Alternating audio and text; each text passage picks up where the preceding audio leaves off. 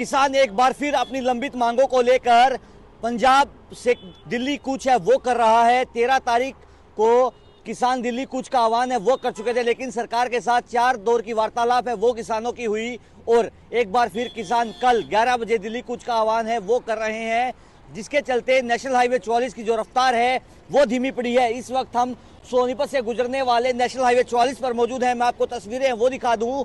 यहाँ पर एक समय जो रफ्तार थी वो अपनी चरम सीमा पर होती थी और ये ढाबे जहाँ पर पूरे देश की जान है वो बसती थी।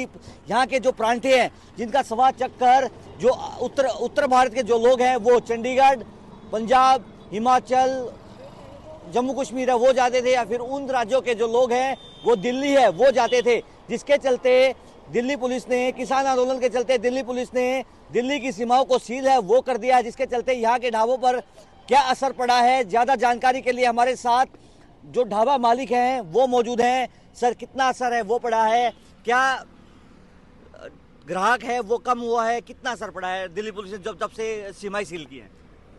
तकरीबन 70-80% फ़र्क पड़ा है जी। ग्राहक है नहीं, रास्ते है नहीं, और सरकार ने जब अभी किसान आए नहीं हैं और रास्ते ब्लॉक कर दिए, उसकी वजह से अब लोगों को आने जाने में तो काफ़ी दिक्कत हो रही है।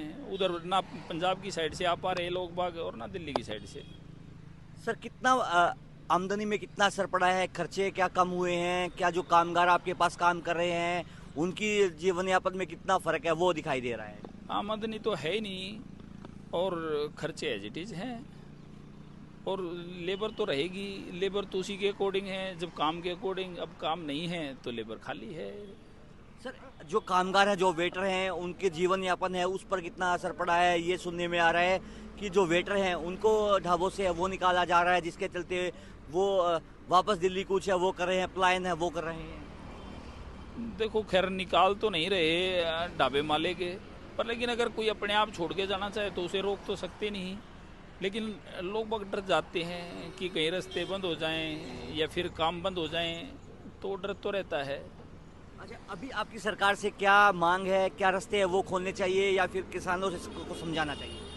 देखो, यहाँ जब दिल्ली बॉर्डर पे किसान नहीं है तो ये तो खोल ही देना चाहिए, और वहाँ किसान हैं उनसे बातचीत करके जो भी मैटर है वो सोल्व कर देना चाहिए।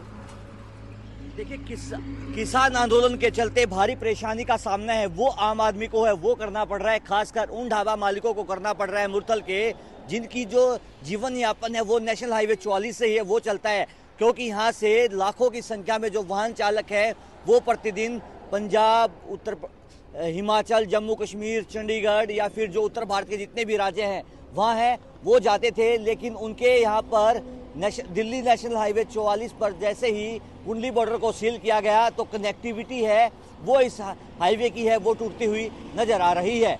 सोनीपत से पंजाब केसरी के लिए सनी मलिक।